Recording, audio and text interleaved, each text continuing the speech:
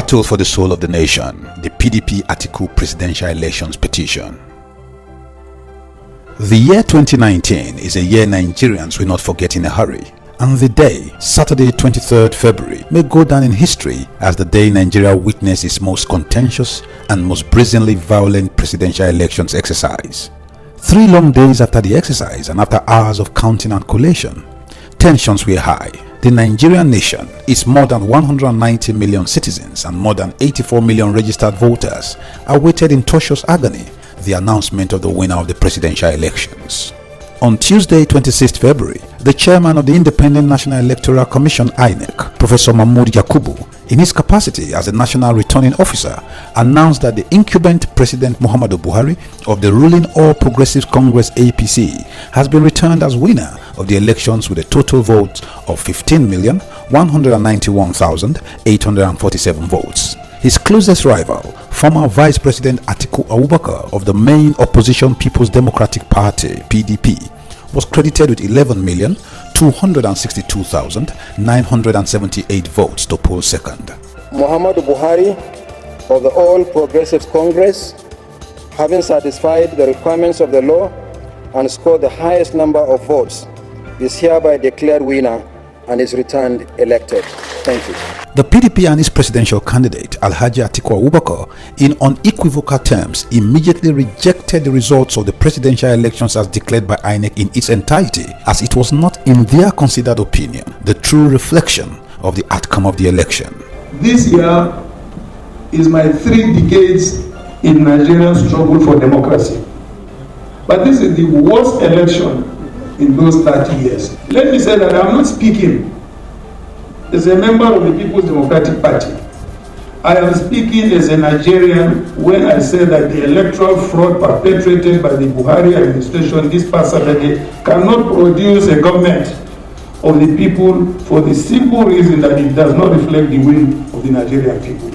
Following this rejection, on the 18th of March 2019, Atiku and the PDP filed a petition at the Court of Appeal, sitting as a Presidential Elections Petitions Tribunal, with INEC as first respondent and President Buhari and the APC as second and third respondents, respectively. Atiku and the PDP cited the Form EC-8DA being the summary of collation of results and Form EC-8E being the declaration of results to show the invalidity of the scores as recorded by the electoral umpire. Atiku's petition further pleads that in the face of the Form EC-8DA, there were calculation errors as shown and contained in the report of the statisticians, which Atiku Abubakar and the PDP allegedly relied upon in their petition.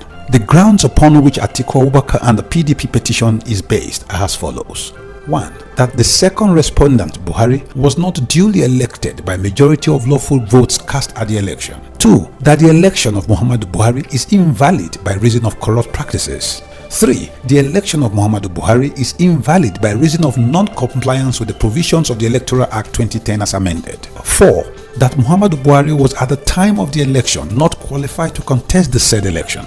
5. That Muhammadu Buhari submitted to INEC an affidavit containing false information of a fundamental nature in aid of his qualification for the said election. In the opening facts of the petition, Atiku and the PDP averred that, unquote, the second respondent, Buhari, was not duly elected by majority of lawful votes cast at the election. Atiku claims that INEC wrongfully and unlawfully credited Muhammadu Buhari with the votes which were not valid or lawful votes at various stages of the election, namely the polling unit, the ward collation centers, the local government collation centers, and the state collation centers, with the result that the second respondent, Muhammadu Buhari, was wrongfully returned when he did not score majority of the lawful votes. Atiku Abubakar and the PDP said they shall invite statisticians, forensic examiners, and fingerprint experts to establish that the scores credited Muhammadu Buhari were not the product of actual votes validly cast at the polling units. The PDP and its candidate say that they shall rely on electronic video recordings, newspaper reports, photographs and photographic images of several infractions of the electoral processes by the respondents, INEC, Buhari and the APC. Both Atiku Abubakar and the PDP contend that the data in the INEC server as at 25th February 2019 showed the true, actual and correct results based on a state-by-state computation. They went on to posit that based on the imputed and transmitted results on the server, Atiku and the PDP polled a total of 18,356,732 votes, while the APC polled 16,741,430 votes. This showed a clear difference of 1,615,302 votes. This, however, is in sharp contrast to the INEC results as declared on February 26, 2019, which credited Atiku with a total of 11,262,978 votes, while the incumbent President Muhammadu Buhari was credited with 15,191,847 votes.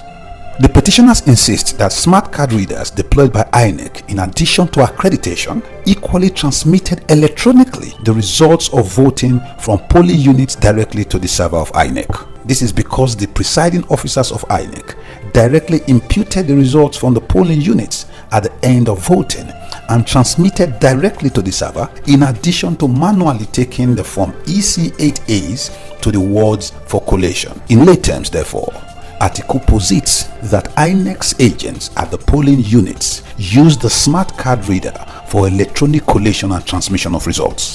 Atiku and the PDP claim that they shall rely on the video demonstration by INEC of the deployment of smart card readers for authentication of accreditation and for transmission of data during the trial.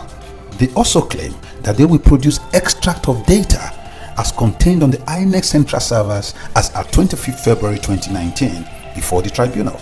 They insist that this is corroborated by the whistleblowing website www.factsdon'tlie.com.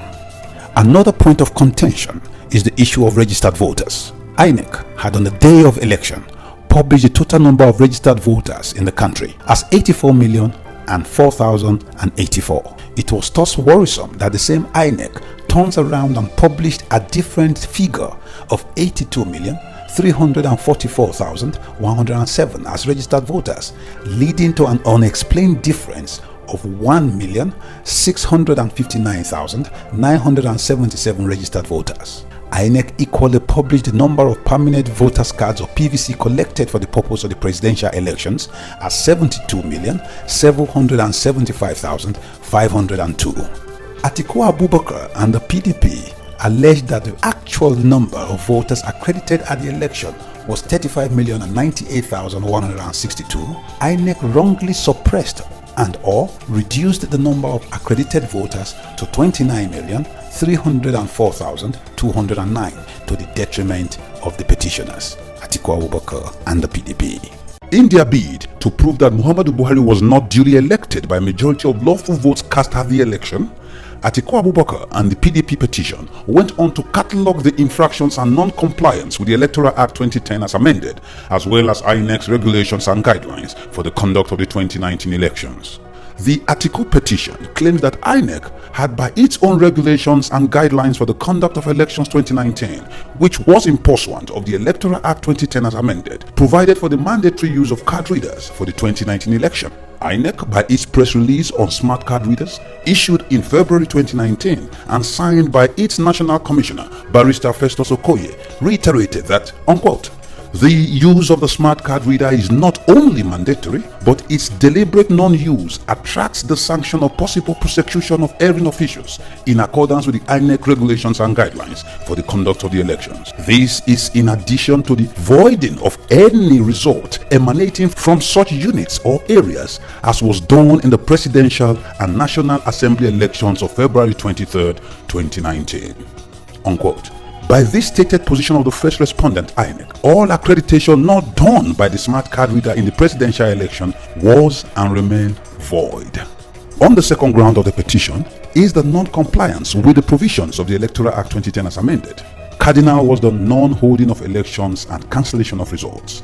Atiku's petition claims that election was cancelled in many polling units in the country, and as admitted by INEC, these cancellations were in 4,171 polling units across the nation. The cancelled election covered 2,906,384 registered voters. This figure was as announced by the chairman of INEC, Professor Mahmood Yakubu, during the national collation of the results.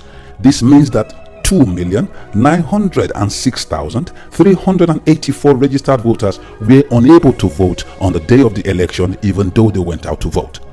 Furthermore, after announcing a winner in the obviously unconcluded election, INEC ordered supplementary elections in 14 states of the Federation, namely Abia State, Akwa Ibom, Anambra, Bauchi, Benue, Imo, Kaduna, Kogi, Lagos, Ondo, Oyo, Plateau, Rivers, and Sokoto.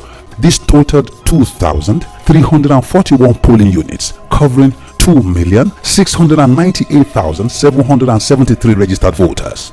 In their petition, Atiku and the PDP contend that if 2,906,384 cancelled votes are added to the 2,698,773 voters who did not vote, the total figure will stand at 5,605,157, which far exceeds the figure of 3,928,869 votes, which was the difference in the votes INEC had announced between the scores of Muhammadu Buhari and those of Atiku Abubakar. By law, as the petitioners claim, INEC ought to have declared the February 23, 2019 presidential election inconclusive, as it did in several other elections, including the National Assembly elections conducted on the same day. Since the presidential and the National Assembly elections were held simultaneously on the 23rd of February, whatever affected either election affected the other, and vice versa.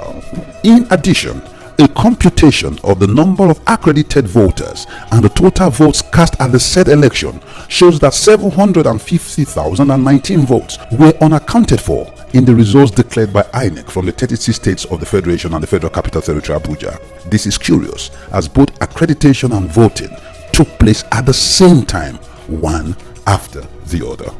Atiku Abubakar and the PDP averred that there were discrepancies on very large scales at the various levels of recording and collation of the results, particularly between the polling units level and the ward collations level. They alleged that INEC and its agents wrongfully and deliberately entered wrong results in 11 states, namely Borno, Yobe, Bauchi, Gombe, Jigawa, Kaduna, Kano, Katsina, Kebbi, Niger, and Zamfara states. In Borno State, Atiku alleges that there are wrong entries and returns in the 26 local government areas. This was in 1,952 polling units out of the 3,933 polling units in the state. The petitioners claim that they have proof that there was no accreditation in 200 polling units, meaning that no voter was accredited, yet returns were made.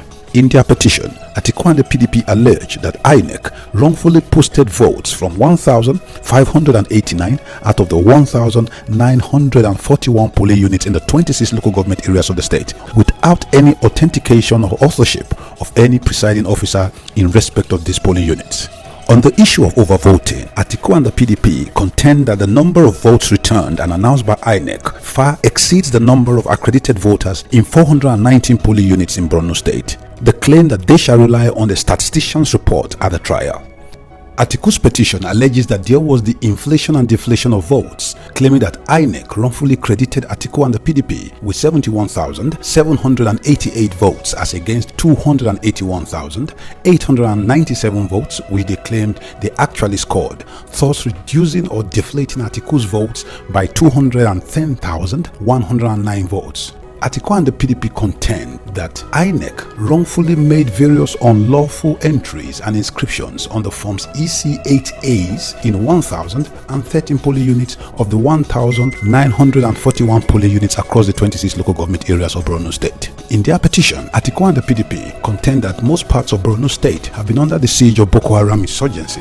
They also claim that it was generally reported that there were sporadic bomb blasts and gun attacks on the day of the election, which they claim generally affected the voter turnout. This is corroborated by several local and international accounts in the media. In Atiku's petition, INEC wrongfully credited the second and third respondents, Buhari and the APC, with non-existent votes. There are similar accounts in 17 local government areas of Yobe State. This was prevalent in 660 polling units out of the 1,714 polling units in the state. This included wrong entries and returns, zero accreditation where no voter was accredited yet returns were made, the non-authentication or authorship of results by any presiding officer in respect of these polling units, inflating and deflation of votes, wrongful entries on form EC8A. In fact, Even worse than in Borno State, most parts of Yobe State have been under the siege of Boko Haram insurgency and general security threats. It was generally reported that there were sporadic bomb blasts on the day of the election. It was so severe that even the Yobe State governor was unable to cast his vote on election day. In the neighboring Yobe State, hundreds of residents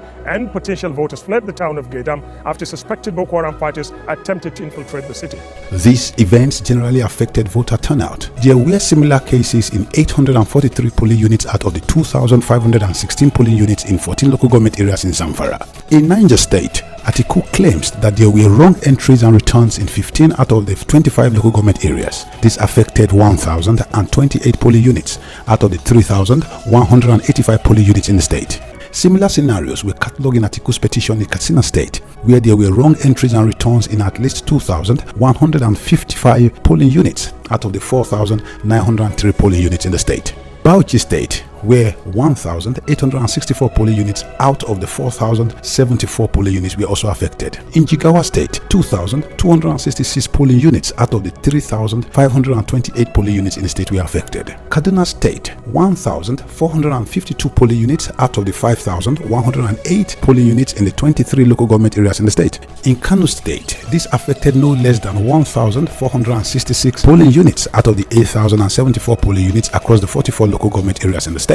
While in Gombe State, Atiku and the PDP catalogued several incidents of other acts of non-compliance. Atiku alleges that INEC officials either encouraged, connived with, or tolerated the acts of agents of the second and third respondents, Buhari and the APC, and armed personnel of the security forces of Nigeria to disrupt the disputed elections and undertook steps that undermines its fairness and integrity. This they laid out, pleaded, and particularized on a state-by-state basis in their 146-page petition. The petition posits that on the election day, INEC wrongfully created polling units which were unknown at the time to both Atiku and the PDP and the general public. Here, votes were generated and added to the total results in favor of the first and second respondents, Buhari and the APC. It is canvassed that some of such polling units were set up by INEC, particularly in Katsina, Borno, Zamfara, Yobe, and Jigawa states. They also claim that after the declaration of results at the polling units and the duplicate pink copies released to agents of various parties, all three respondents engaged in unlawfully and wrongfully amending, altering, overwriting, substitution of figures and results with a view to assisting the second and third respondents in obtaining favorable figures in the entries in the election result sheets. There were also particulars of breaches, non-compliance, corrupt practices, which were all catalogued by Atiku and the PDP on a state-by-state basis. Cardinal cases are cited in Borno State, where the total number of accredited voters across the state, as reflected in the form EC8A, was 383,229, and the total votes cast in Borno State was 372,347. However, and surprisingly too, the official result declared by INEC was 919,786, which was 536,557 more than the total number of accredited voters. Over 200 polling units across the state had 0 accredited voters, even when results were declared for the units. Furthermore, overvoting incidences occurred in over 419 polling units across Borno State. Further particulars were also supplied. A case in point is in the Umbuakura ward of Chibok local government. Here, the smart card reader was not used and there was allegedly no election, yet ballot papers were thumb-printed and the PDP was allotted 0 votes.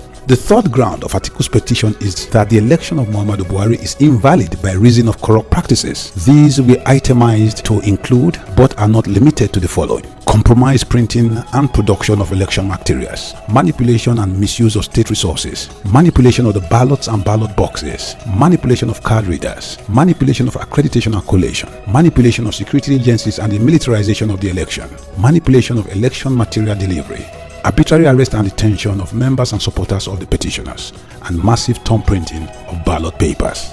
On the compromised printing and production of election materials, Atiku and the PDP claimed that in the run-up to the presidential election of 23rd February 2019, INEC awarded the contract for the production of electoral materials, including supply of machines printing the permanent voters' cards, to Activate Technologies Limited, a company owned by Alhaji Muhammad Musa, who is allegedly a high-ranking member of the APC. Alhaji Muhammad Musa was a senatorial candidate of the APC for Niger East Senatorial Zone at the National Assembly election that was held on the same day with the presidential election. The said Alhaji Muhammad Musa allegedly won the Senate seat in an election where his registered company, Activate Technologies, was contracted by INEC to produce election materials, including supply of machines used for printing the permanent voters' cards.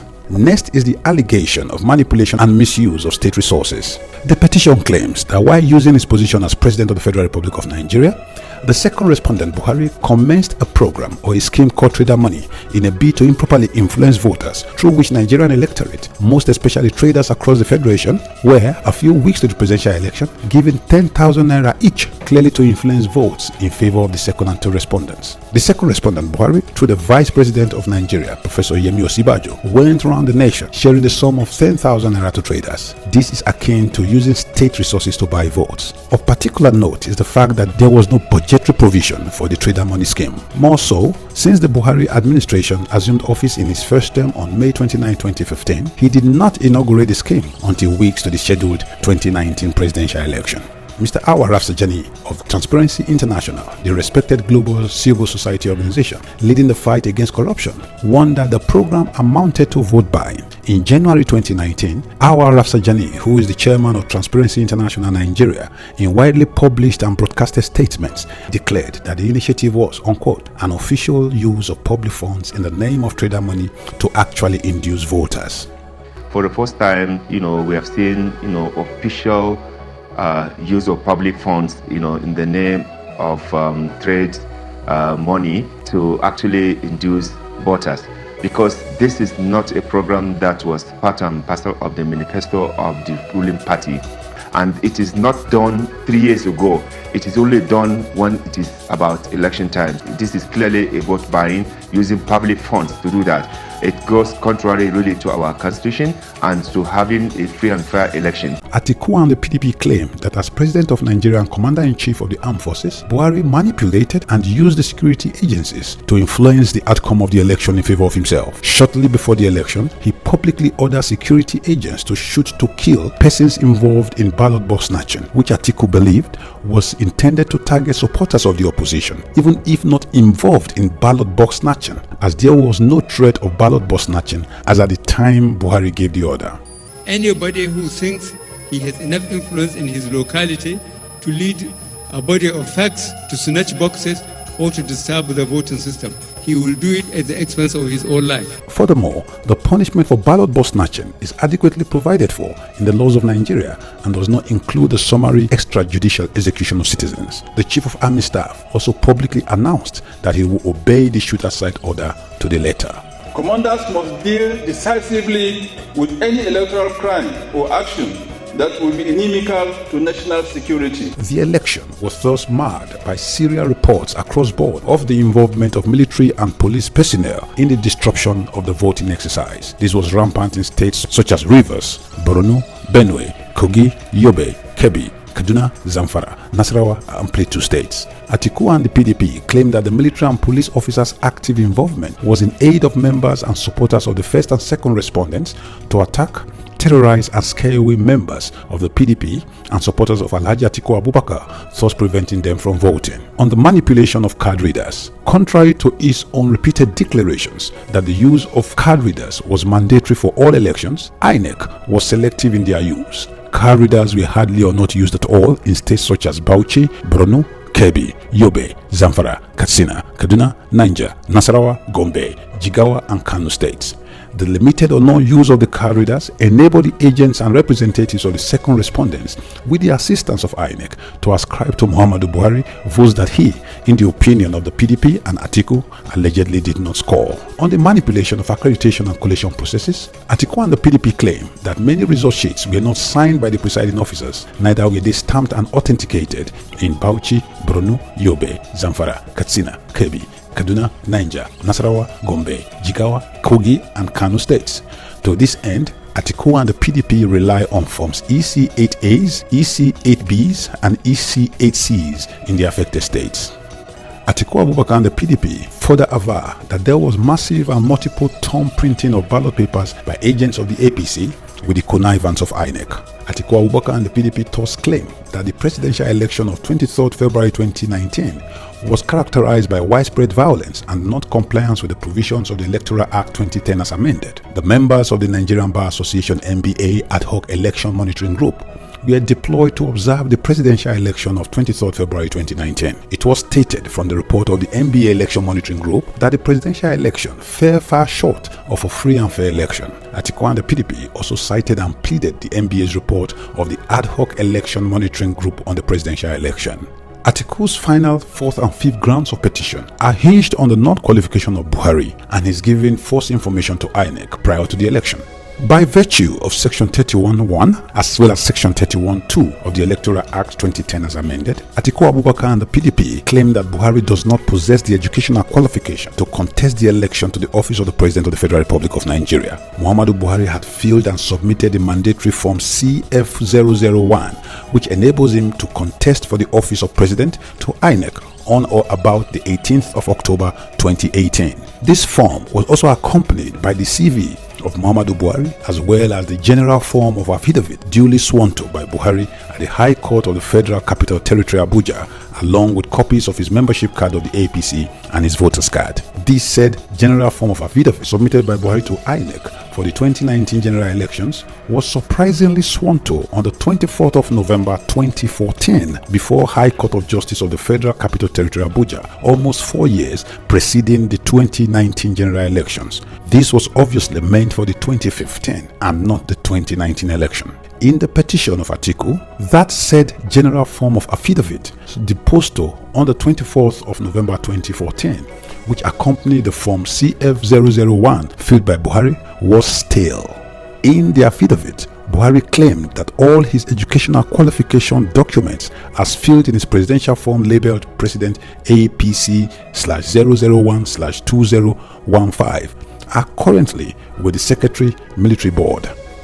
Citing video clips and newspaper reports of the press statement issued by the military through the then Director of Army Public Relations, Brigadier General Olajide Laleye, in January 2015, Atiku claims that the Nigerian military has since denied that it had or was in possession of Buhari's educational certificates. In addition, Atiku and the PDP claim that the middle school Katsina and the Katsina Provincial Secondary School, which Buhari claimed to have attended in his curriculum vitae between 1953 to 1956 and 1956 to 1961 respectively, were at that time non-existent, along with references to WASC or WASC, the West African School Certificate and the Primary School Certificates. Atiku and the PDP claim that Muhammadu Buhari was not qualified in the first place to contest election for the exalted office of President of the Federal Republic of Nigeria. As the courts begin the long winding sittings and the horde of lawyers on all sides engage in legal and verbal fisticuffs, the Nigerian nation holds its breath. All the gladiators, President Buhari, his closest challenger, former Vice President Atiku Abubakar, their respective political parties, the APC and the PDP, are all at the tribunal, slugging it out in full public glare. The Presidential Elections Petitions Tribunal of the Court of Appeal, as well as the Supreme Court, who waits inevitably further down the road in this proverbial clash of the titans, will hopefully serve justice on a fair dose as the gladiators battle for the soul of the Nigerian nation. It is the duty of the press and the media, as the fourth estate of the realm, to remain eternally vigilant to ensure that justice is duly served. It is a duty owed to the Nigerian nation, her citizens and her unborn generations. Many years after independence, we still find it hard to start.